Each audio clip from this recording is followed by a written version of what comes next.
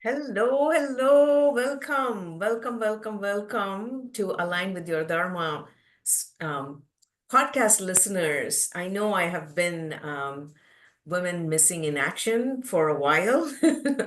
I appreciate your patience but I am excited to be here, and I have this awesome guest today.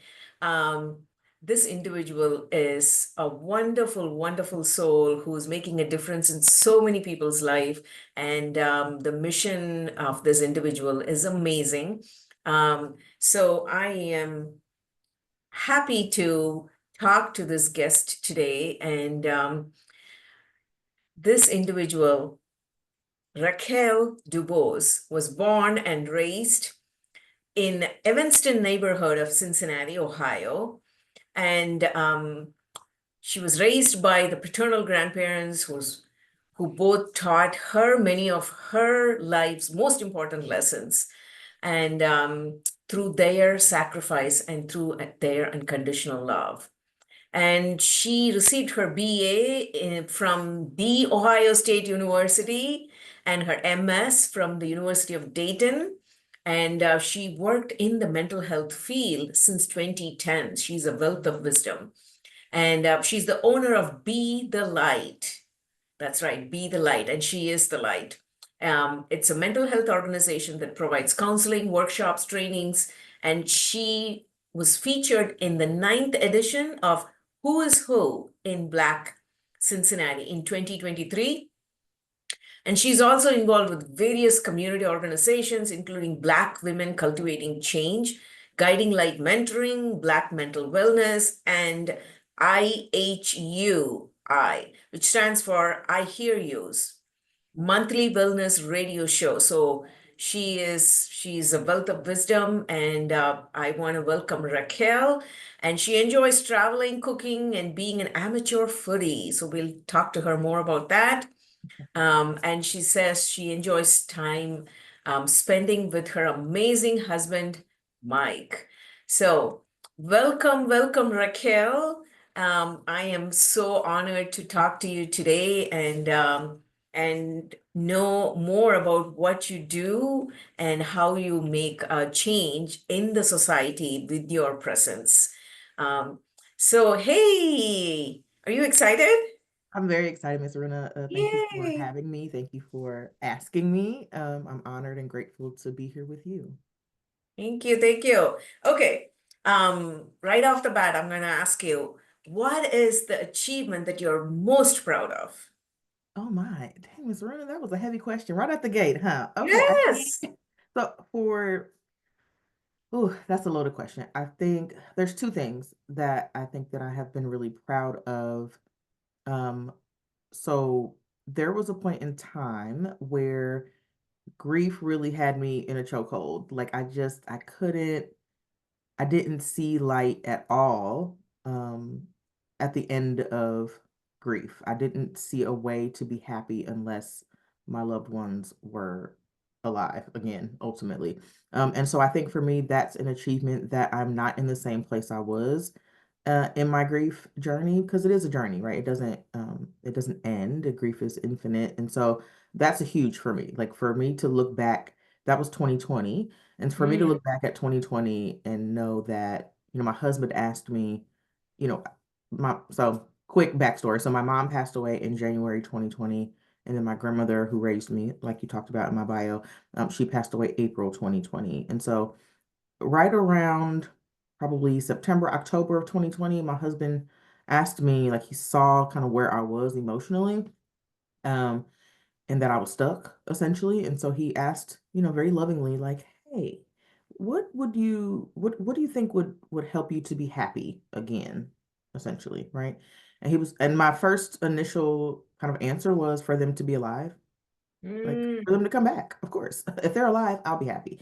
mm, And he was like, oh, okay. Um, I know you're in therapy. Can you see her more than once a week? Or, he said it very much like, hey, I'm worried about you, right? He came from a place mm, of like concern, like he saw that I was stuck in my grief at that point.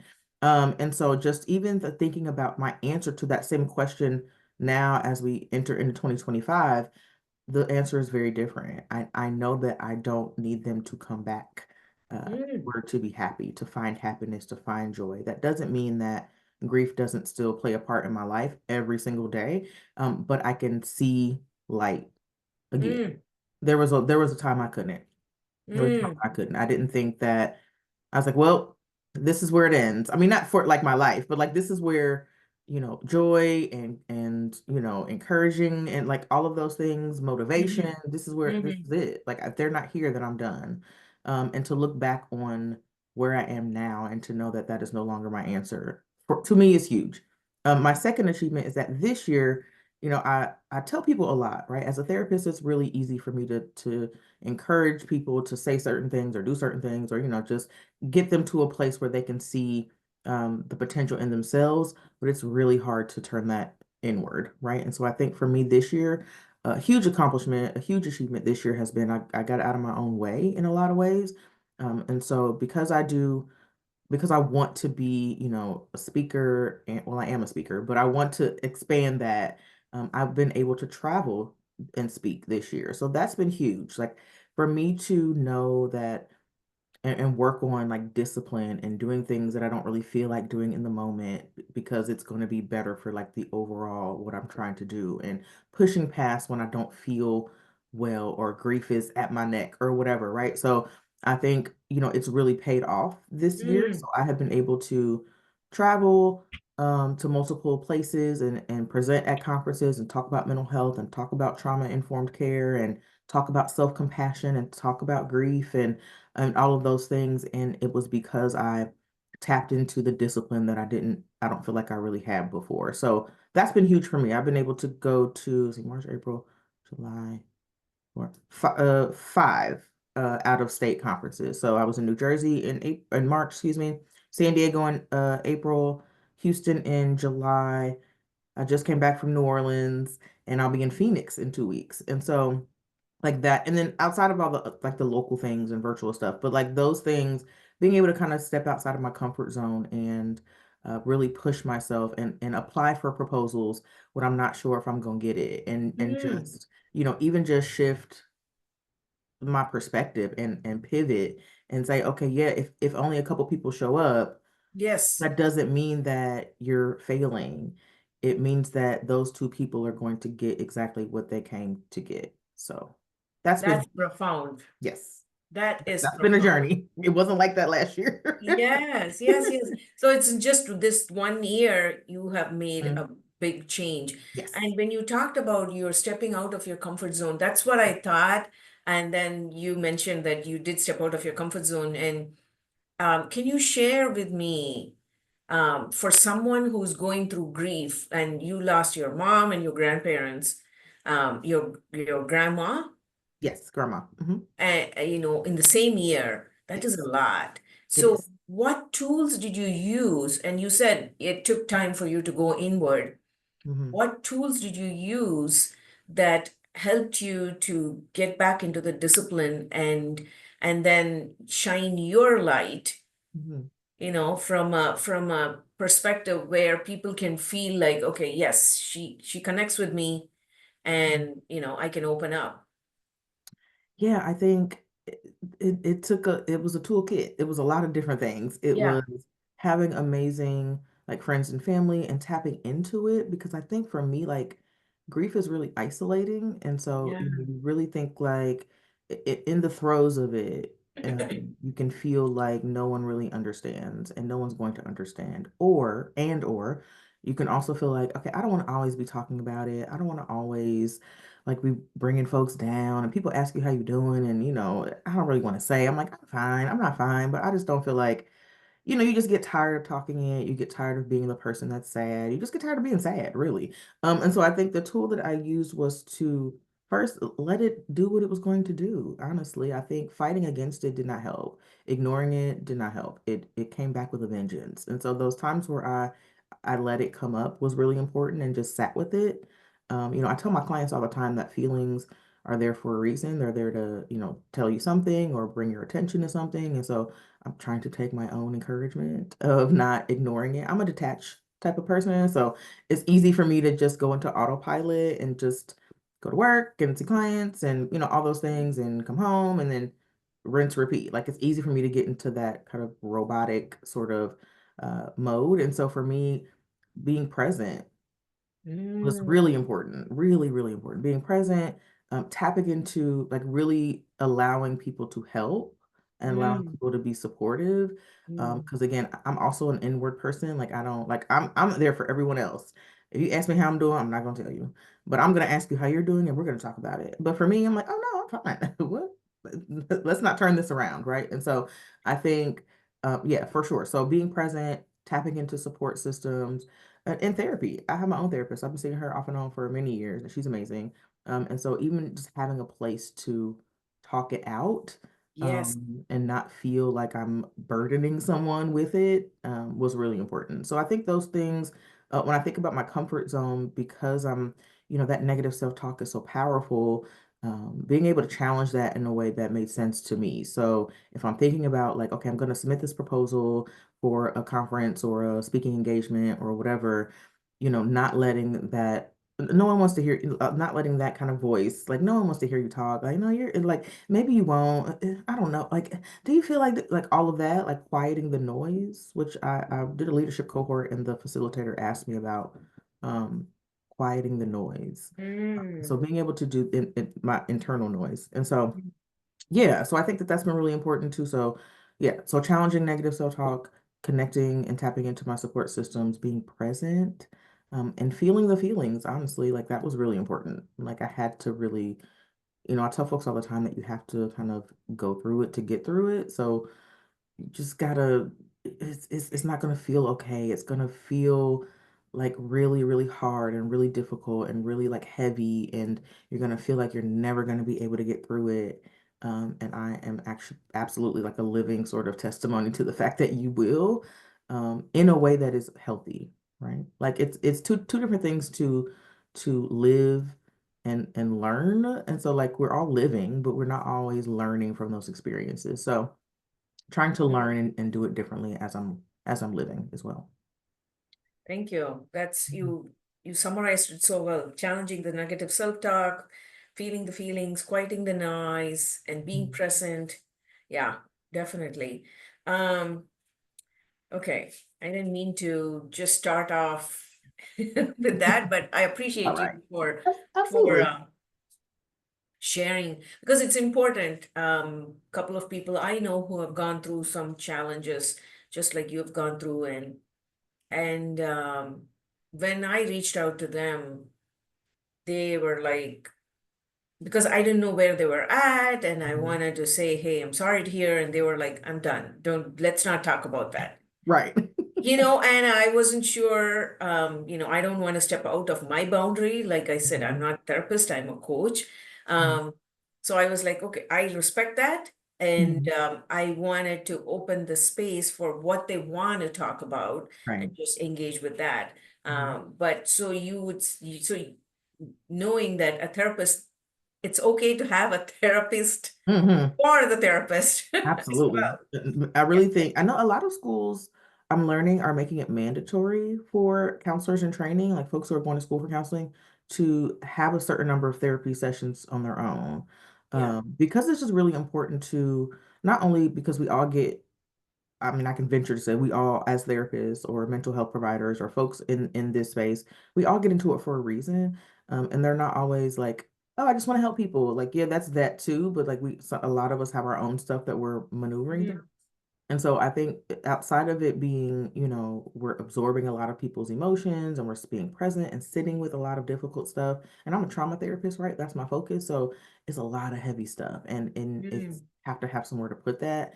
mm, And so outside of just the things that you hear and sit with and absorb for your clients, you also mhm, have your own stuff, right? And so mm, therapy is such a great way to have space to process it. I think also, and I can say this unequivocally, that having my own therapist has made me a better therapist for sure. mm, Because I can understand what it's like to be on the other side of it.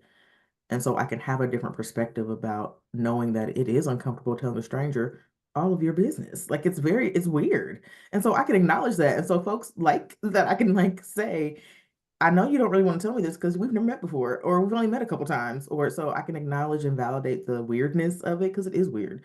But that also makes it really helpful because I'm not your aunt, I'm not your cousin, I'm not gonna be talking about this at Thanksgiving dinner. Like I'm not doing any of that, right? And so this is a place where you can sort it out in this moment with me. And so because it's been so valuable for me, I can also speak to how valuable it is to my clients as well.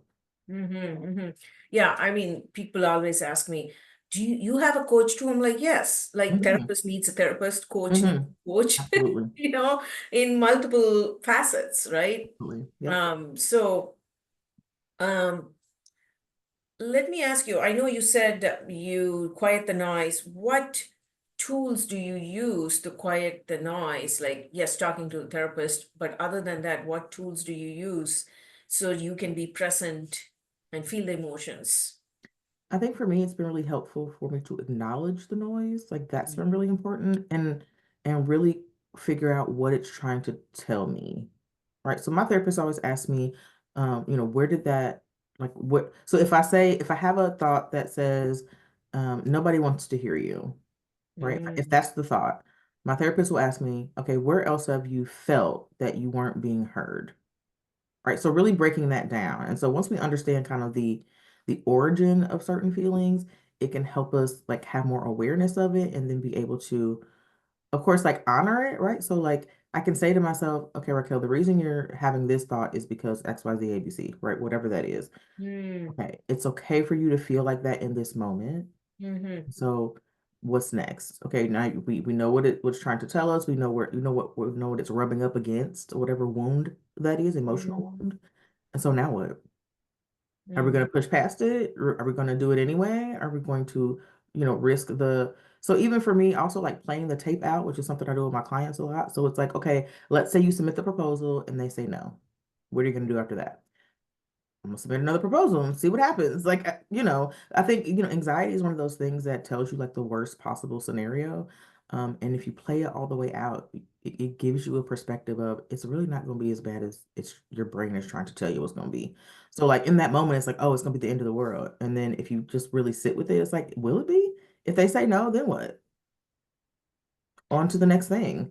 If they say mhm, yes, right? mm, I think also, the assumption that things are going to go badly. Like, mhm. how do you kind of create space for what if they say yes? Yeah, exactly. Yeah, so I think just a lot of that sort of internal, and not to say that it doesn't still come up. Like I think um it definitely still comes up. I just sit with it differently than I have in the past. Mm, I don't allow that thought, I don't allow it to just stop there mm, at the thought. Like I keep kind of like sitting with it. Okay, what is this really about? What are you really afraid of mhm, in this mhm, situation? Like, what do you really think is going to happen? That they might say yes, and then you really have to do it, right? Like that's a whole separate fear. Like, oh, now they've said yes, we want you, and it's like, oh wait, do you? Oh, okay, now I have to. So then but that's also the discipline part, right? Of being prepared and submitting proposals for things that I have either done before or have fleshed out, or like being confident and like I know what I'm doing. I've done enough speaking engagements, enough conferences, enough workshops, enough webinars, enough like that, and have never, had any sort of difficult feedback for that. So, I mean, very rarely, I should say. And even the difficult feedback wasn't really difficult. Like yeah, in my brain, it's like, oh my gosh, but it's like, no, like actually this was like, oh no, that's helpful. Thank you. And so I think just again, playing it all the way out to really like understand that it's not going to be as bad as your anxiety or your brain or your fear is telling you that it is going to be.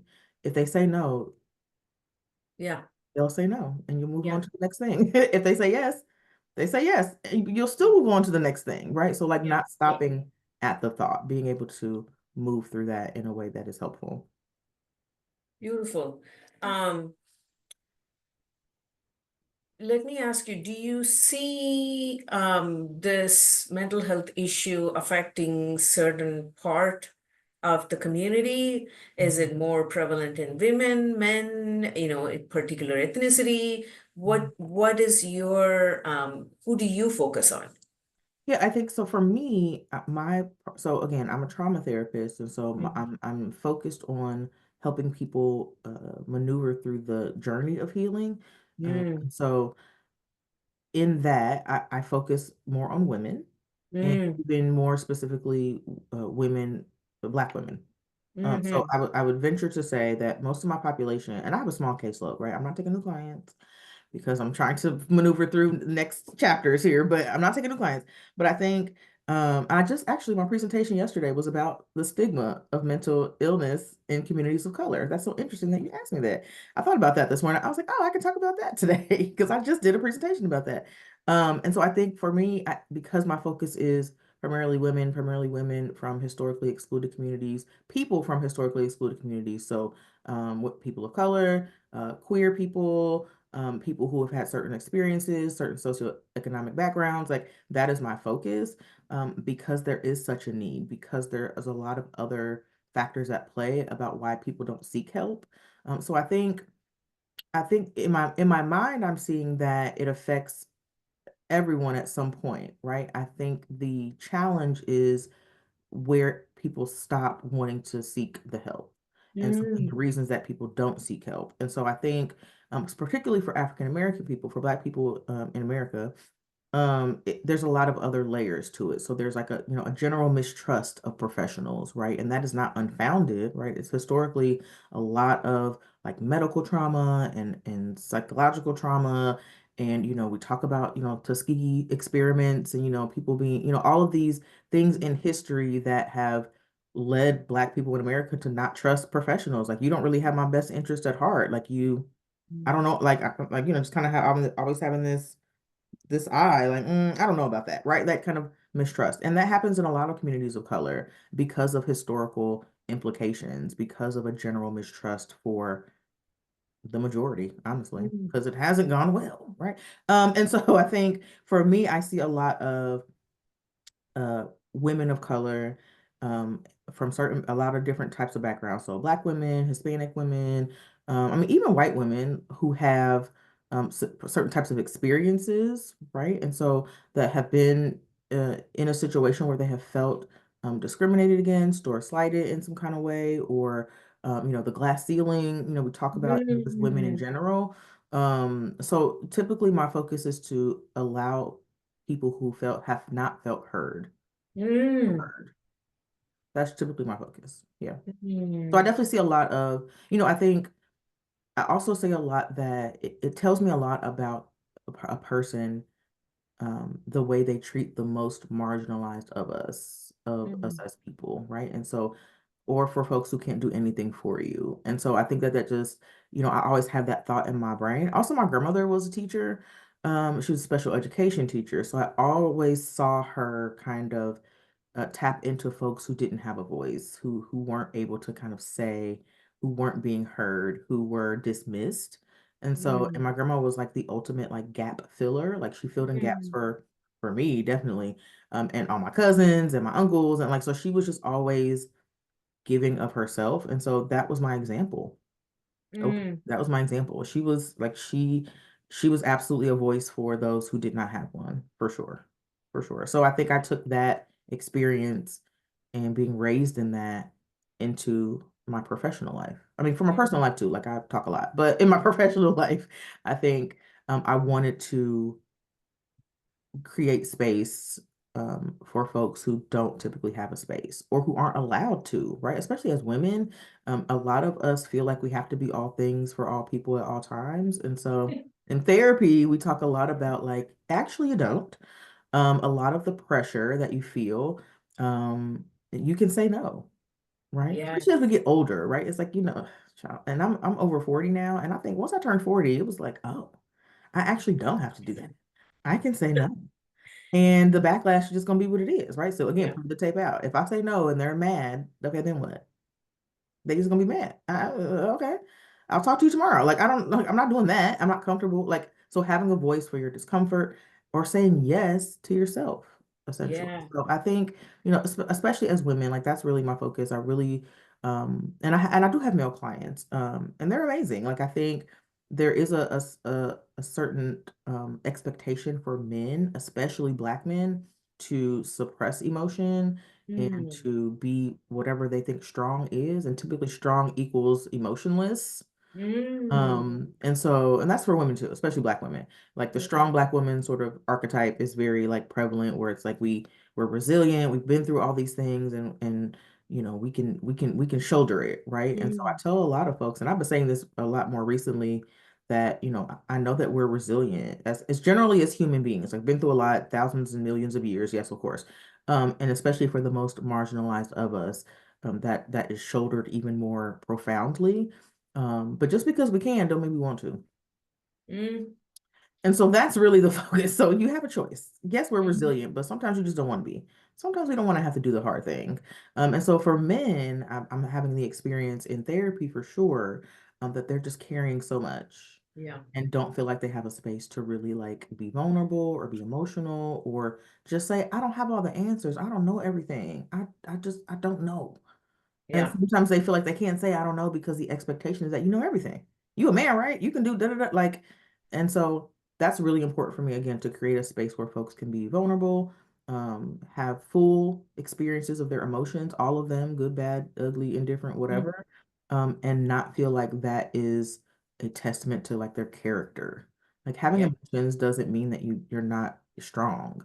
I think for people to tap into their emotions is to me like an ultimate strength. But a lot of people don't do it. They suppress, they detach, they use substances to hide them or deal with them in the best way they know how. Or social media or whatever that detachment or that distraction is. So a lot of times folks just don't, it's hard. It's hard to tap into your emotions and really feel the full weight of it. It's really, really difficult. And so even when I'm talking to folks about what the healing journey looks like, I don't promise that you'll never be Yeah. triggered again. That's not what healing is. Healing, the process of healing is that when you are triggered, you do it differently.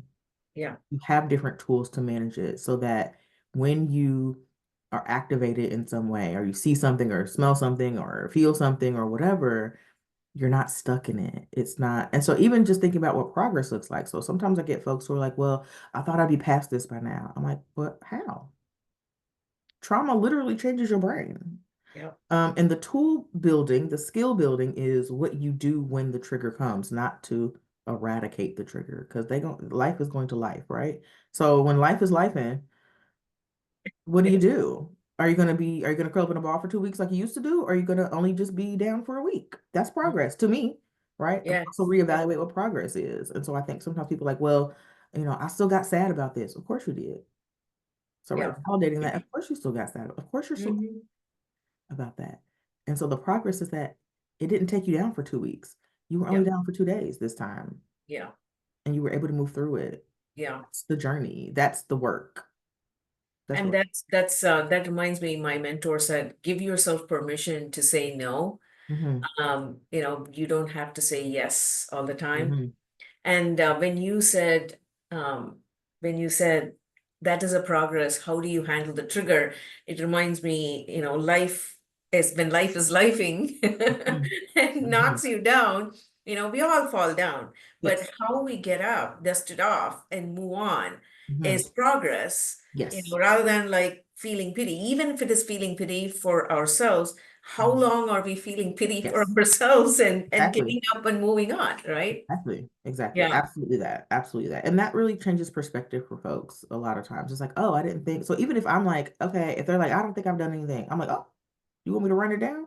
Okay, here's what happened a year ago when we talked about this. Here's what Hmm. happened 6 months ago when we talked about this. Here's what happened a month ago when this person, this family member, this partner, this whoever said this, and here's how it was different for you this time. Like Mm. that's progress. And they'll be like, Yeah. oh, I didn't think about it like that. Of course you didn't, because your brain tried to tell you that it didn't matter. Yes. And it does. And so Trying my to job protect is, you. Trying to protect you. yes, Mhm. exactly that, trying to protect you. Yeah. And it doesn't, sometimes it's not always the best way because then it's like, oh, we're always in survival mode.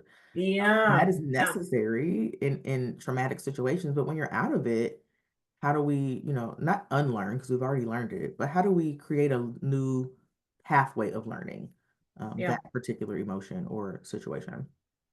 Rewire the brain. Yes, absolutely. Yep. I don't like the unlearn. I saw this on Twitter, which Twitter's a wild place. But sometimes there's gems over there on Twitter. And the lady talked about her going to therapy, her therapist talking about like, you can't unlearn what you've already Mm. learned. We can create a new way to learn it, right? So it's like the example that her therapist gave her was you can't unlearn how to drive a car, right? But can you be more careful? Can you, wear your seatbelt? Can you be, whatever that is, can you go left instead of right? Can you slow down? Can you speed up? Whatever that is, right? So we can't unlearn what we've already learned, but we can learn it differently, Mm. for sure. Um, what is one of your favorite quotes or words that you choose to live by? Oh, wow. So there is a quote from Dr. Maya Angelou, and it talks about, so quick backstory. I went to there's an organization called Multi-Ethnic Advocates for Cultural Competency. It's in Columbus, Ohio. And so they do a conference every year, and they have a bunch of different speakers. And so the first year that I went, I'm honored and grateful that I've been able to present there the past couple years. But the first one I went to, I went as an attendee, and that was 2019, so right before COVID. And so I went to the conference, and the keynote speaker was Dr. Yusuf Salam, who was one of the exonerated five. So there were five young Black teenagers who were wrongfully accused of sexual assault of a white woman in New York City. And that's a whole nother thing. But so, and and it was like a mess. Like it was a hot mess. They put their names in the paper, which was super not okay because they were minors and like, people were harassing their families and like they were wrongfully accused. They went to jail, they were convicted. Um, and so just the process of them being exonerated from that because it was found that they did not do it. Mm. And so he was the keynote speaker and he talked about his process and how he's like learned a lot and like how spirituality impacted him. And he's an amazing speaker. And so he allowed us to ask questions. And so my first Mm. question, because I'm a grudge holder and I'm working on that, I asked him, how do you not hold a grudge? How do you not Mm. like how do you like because I cannot imagine being wrongfully convicted, Yeah. knowing I didn't do something, going to prison, Mm. right? As a teenager, they were like 16, for some of them, they were super young, right? In the prime of their developmental years, right? And he was in like his whole 20s, he was in there. And so I'm like, how do you not hold a grudge? Like that was my question. How are you not like bitter about that? Like, how are you Mm. not like, forget all of y'all like that, right? And he just so eloquently stated that his quote, and which has become my favorite quote from Dr. Maya Angelou, talks about the difference between anger and bitterness. And so Dr. Maya Angelou talks about bitterness being like a cancer that eats upon the host, right? She says it does nothing for the object of its displeasure, right? It does nothing for whatever that thing was that caused it. It's all internal, right? It eats upon the host. And so she talks about the bitterness being like a cancer, but the anger being productive, essentially. So she says, the anger is what you talk it, you walk it, you dance it, you vote it, whatever that looks like, you never stop talking it, is what she says. And so he talked about this is me talking it.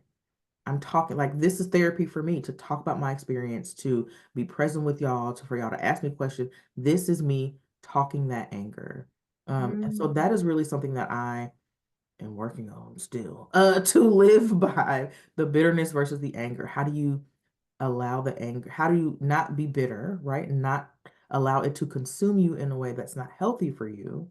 Again, it's eating upon you. It's not doing nothing. The person that has done the wrong is moving on with their lives, right? What you're stewing in it, right? You're sitting with it. How do you, kind of transition from sitting with that into using the anger as a way to be productive?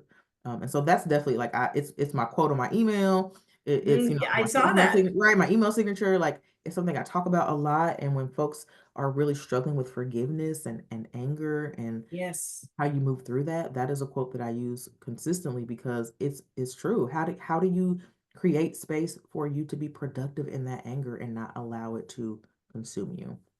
So yeah, that's Using definitely something anger. that I live by for sure.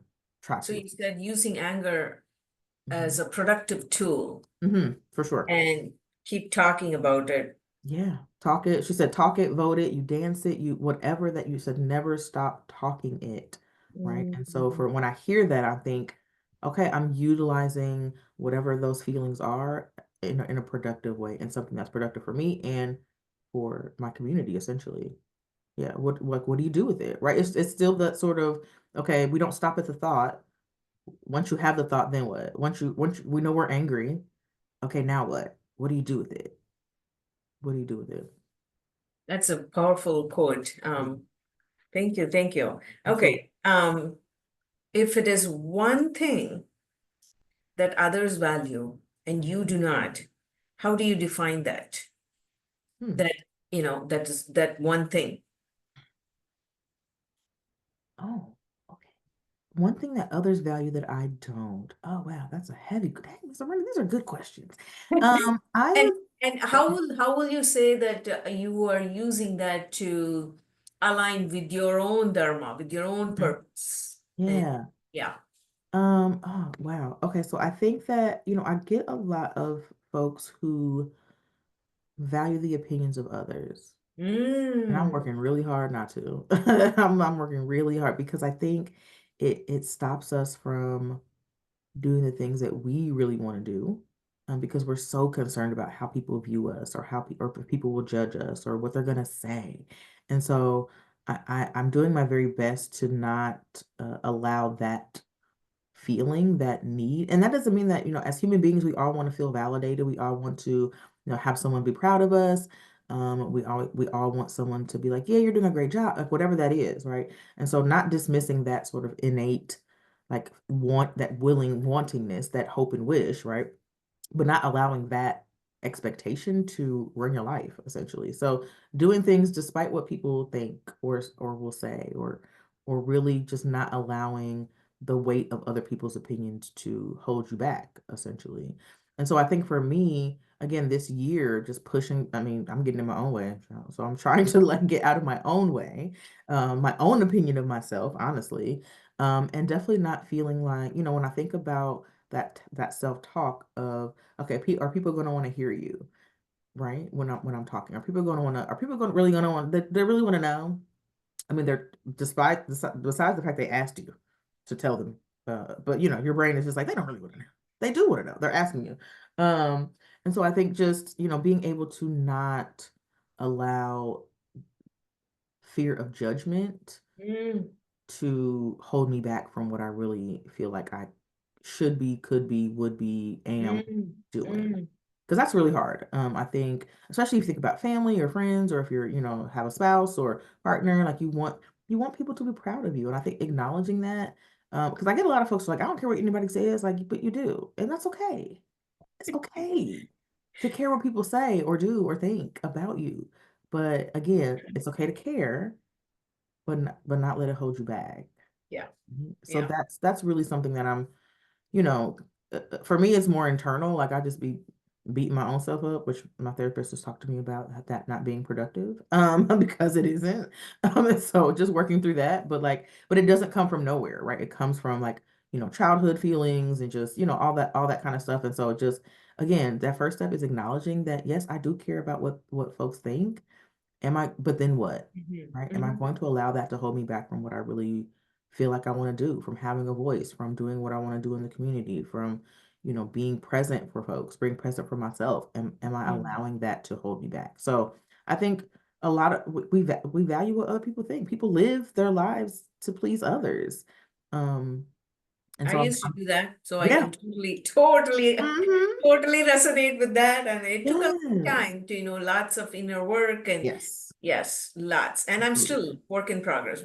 I feel like we are all work in progress. We are not like, Absolutely. okay, I'm done. Now Mm-mm. I'm perfect. Forever and ever. It's lifelong. It is. Yes, It yes. is. So I can understand what you mean. Yeah. Um, if it is in your power to Mhm. create a principle or a law that is going to be beneficial for everyone, everyone, what is that law? What is that one law, one principle? Uh, that would benefit everyone. Oh, I would say to honor children as people. Mm. Yep. Why children? Why children? Why not adults?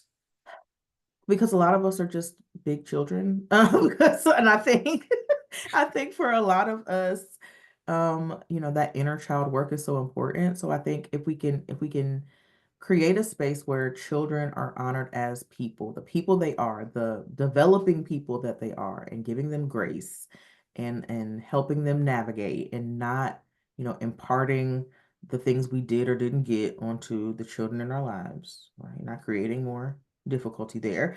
I think that will help everyone. I think eventually when those children become adults, they will have a different viewpoint of what it means to be in a community, be in a collective. And so I think that would, and again, I think sometimes it's about not necessarily it's going to help you in this moment, but how does it help us as a collective in later moments, right? There's a saying that says, the day you plant the seed is not the day you eat the fruit, right? And so I think just how do we plant seeds differently for our young people? Because I mean, a lot of I only see adults. So all the adults I meet with, a lot of them have had a lot of difficult childhood experiences and they have their own children and they're trying to like break generational curses of, children are to be seen, not to be heard type of, mentality. And so I think that's really powerful. So I would say honor children as people. Because I Mhm. think in honoring children as people, then we honor our inner children. Ooh, And that can help us as adults also. that's powerful. Yeah, We do by honoring children as people. That's the first step. Then we can honor our inner child. absolutely. That it's a great stepping stone, I Hmm. feel like. For sure. For sure. Beautiful. Um, Anything else you want to share before we wrap it up? Not that I can think of, Miss Ro. I'm just so honored and grateful to be here in this space with you. And these are such great questions and so thought-provoking. That's I'm like, oh, this is heavy. Okay, we're not just talking about like, oh, what do you do? What do you like? Like, no, we're like, let's get to the root. I love it. I love it. I love thinking critically and internally. And I think we don't do enough of that here because life is so fast, right? We just are trying to get through each day. And Mhm. so if we can just slow down. Mm, My mother talked a lot about, so my cousin did a video with my mom before she passed. And mm, she kind of talked, asked her like, is there anything that you want to say mm. to, and I have the video, thankfully. What advice would you give your children, your grandchildren? And my mother said to slow down, just slow down. She said, I spent a lot of my life wanting to speed things up. I want to get through stuff. I want to get it to a certain place. I want to do that. And so, she was so grateful that she was able to slow down in her later years. That, she just to enjoy, right? So again, just that being present and just like living in this moment today, right? Like if we spend all our time worrying about what's going to happen next, we'll never appreciate what's happening right now. So yeah, it's just slow down. That's something that sticks with me. And when I can tell that my brain is about to start doing something, I'm okay, okay, slow down. Just be right here in whatever this moment is. Just sit right here. So yeah, I think that's something that I would encourage others to do is just slow down. Beautiful. Thank you so much. I greatly appreciate your time Absolutely. um, coming and sharing. And you have this such a calm presence.